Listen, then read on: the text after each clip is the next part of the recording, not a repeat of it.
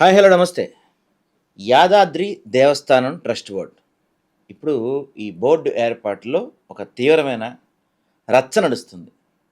ఎందుకు రచ్చ నడుస్తుంది అంటే గతంలో ఇట్లా ధర్మకర్తల వాళ్ళు ఉండి అట్లా కాదు, తిరుపతి తరహాలో ఇక్కడ కూడా ఒక బోర్డు ఏర్పాటు చేయాలని రేవంత్ రెడ్డి గారు సంకల్పించారు. మంచి విషయం. అయితే ఇక్కడ బోర్డు చైర్మన్గా ఆ తర్వాత బోర్డు సభ్యులు వాళ్ళ విషయంలో మాత్రం తీవ్రమైన రచ్చరచ్చలేస్తుంది. ఎందుకంటే నల్గొండ జిల్లాలో సంబంధించిన ఒక్క నాయకుడు కూడా ఆ ట్రస్ట్లో లేడు, ఆ బోర్డులో. కనీసం నల్గొండ జిల్లాకు చెందిన మంత్రికి తెలియదు, నల్గొండ జిల్లాకు చెందిన ప్రజాప్రతినిధికి తెలియదు, ఇన్ఛార్జి మంత్రికి తెలియదు, దేవాదాయ శాఖ మంత్రి కొండా సురేఖకి తెలియదు. ఎవరెవరినో పెట్టారు. దేవేంద్ర గౌడ్ వాళ్ళ చిన్న కొడుకుని పెట్టారు. తర్వాత చైర్మన్ ఎవరైతే గతంలో బీఆర్ఎస్ పార్టీ మాజీ ఎంపీగా ఉన్న ఒక తమ్ముడు చైర్మన్గా ఉన్నారు. ఆయనకు ఒక ఎంఎస్ అనేది ఒక ఫార్మా కంపెనీ ఉంది.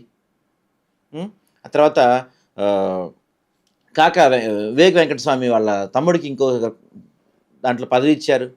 వీడి గురించి తీవ్రమైన చర్చ నడుస్తూ ఉండగా వీటన్నిటికన్నా ప్రధానమైన చర్చ ఏంటంటే చిరంజీవి భార్య కొణిదెల సురేఖ గారికి ఎలా ఇచ్చారు పదవి. చాలామంది చెప్తుంది ఏంటంటే మాకు ఊహ తెలిసినప్పటి నుంచి ఇంతవరకు చిరంజీవి గారు కానీ, రామ్ చరణ్ గారు కానీ, లేకపోతే సురేఖ గారు కానీ, లేకపోతే ఎవరైనా ఈ కొణిదెల అనే ఇంటి పేరు ఉన్న వాళ్ళు ఎవరూ కూడా యాదగిరి గట్టు వచ్చినట్టు మేము చూడలేదు. అలాంటి వాళ్ళకి అందులో పదవి ఎలా ఇస్తారు అంటే ఇక తెలంగాణలో ఎవరు లేరా? మీరు అనొచ్చు తిరుమల తిరుపతి దేవస్థానం బోర్డులో కొంతమంది ఆంధ్ర వాళ్ళు కూడా తెలంగాణ వాళ్ళు కూడా ఉంటారు కదా, మరి ఈ బోర్డులో ఆంధ్ర వాళ్ళు ఉంటే తప్పేంటి అని మీరు అనొచ్చు. కానీ వాళ్ళందరికీ ఎంతో కొంత ఆధ్యాత్మికత భావం ఉన్నోళ్ళు, లేకపోతే దేవాలయానికి పనిచేసిన వాళ్ళు, లేకపోతే అట్లా రకరకాలుగా ఉన్నారు.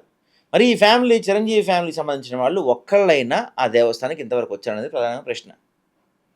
అంటే రేవంత్ రెడ్డి గారు ఏ కోటాలో ఇచ్చారు? మొన్నటి వలన పవన్ కళ్యాణ్ గారు వచ్చి ఇక్కడ హడావిడి చేసినప్పుడు ఈ పార్టీకి సంబంధించిన మహేష్ కుమార్ గౌడ్ కావచ్చు, లేకపోతే పొన్నం ప్రభాకర్ కావచ్చు, మీ ఏ జాగీర్ అని ప్రశ్నించారు కదా. మరి ఇప్పుడు ఏ జాగీర్లో వాళ్ళకి తెలంగాణ ఉద్యమాల గడ్డైన నల్గొండకు చెందిన యాదాద్రిలో ఎలా ఆమెకి వీళ్ళు పదవి ఇచ్చారనేది ఇక్కడ ప్రధానమైన క్వశ్చన్. కాంగ్రెస్ పార్టీలో చిన్న పదవి ఇవ్వాలన్నా సరే అనేక సంప్రదింపులు ఉంటాయి, అనేకమైన కథలు ఉంటాయి, తర్వాత అధిష్టానం ఒప్పుకోవాలి, ఇలాంటివి చాలా ఉన్నాయి. చిరంజీవి అనేక సందర్భాలు చెప్పారు ఇప్పుడు నాకు కాంగ్రెస్ పార్టీకి ఏ సంబంధం లేదు అని. మరి ఏ ఆలోచనతో సురేఖ గారిని బోర్డులోకి తీసుకున్నట్టు?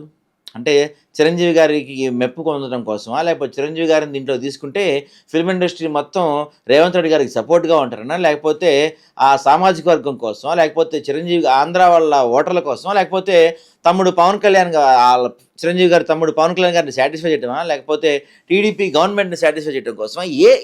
ఏ దాంట్లో ఇక్కడ ఏ ఈక్వేషన్లు తీసుకున్నారు అనేది ఎవరికి అర్థం కాని అందరి మెదలు తొలిచేస్తున్న ప్రశ్న.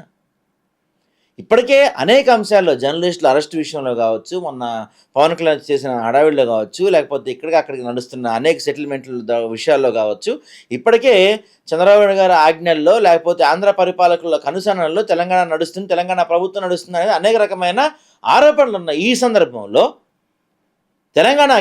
తెలంగాణ ప్రజలందరూ అత్యంత పవిత్రంగా తెలంగాణ ప్రజలు తిరుపతిలో కొలిచే దేవస్థానం యాదాద్రి దేవస్థానంలో చిరంజీవి భార్యకి ఏ విధంగా ఏ ఈక్వేషన్తో పదవి ఇచ్చారనేది ఇక్కడ ఎవరికి అర్థం కాని విషయం.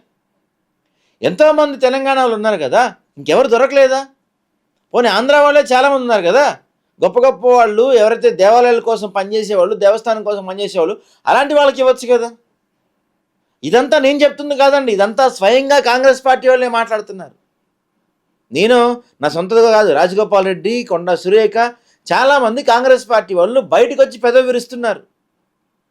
రేవంత్ రెడ్డి గారు ఇష్టానుసారంగా నియామకాలు చేపడుతున్నారు, మిగతా విషయాలను ఆయన ఇష్టానుసారంగా చేసినా మేము కొంత ఊరుకున్నాం, కానీ తెలంగాణ అస్తిత్వానికి సంబంధించి, తెలంగాణ పోరాటానికి సంబంధించి, తెలంగాణ ప్రజలు అత్యంత పవిత్రంగా భావించే దేవస్థానానికి సంబంధించిన బోర్డులో కూడా రేవంత్ రెడ్డి ఆయన సొంత స్వలాభం చూసుకుంటున్నారు, ఆయన మొత్తం దీన్ని వ్యాపారంగా మార్చేస్తున్నారని చెప్పేది భారీ స్థాయిలో కాంగ్రెస్ పార్టీ నాయకులు చెప్తున్న మాటలు ఇవన్నీ కూడా. ఇక ఊరుకుంటే లాభం లేదు. ఏదైతే దేవస్థానంని ఆ మెంబర్స్ని ఈ పెట్టిన బోర్డుని మొత్తాన్ని రీషఫిల్ చేయకపోతే అధిష్టానానికి ఫిర్యాదు చేసే వరకు ఊరుకోమని చెప్పి కాంగ్రెస్ పార్టీ నాయకులు సవాలు విసురుతున్నారు. మరి ఈ పంచాయతీ ఎక్కడి వరకు వెళ్ళాగిద్దో చూడాలి.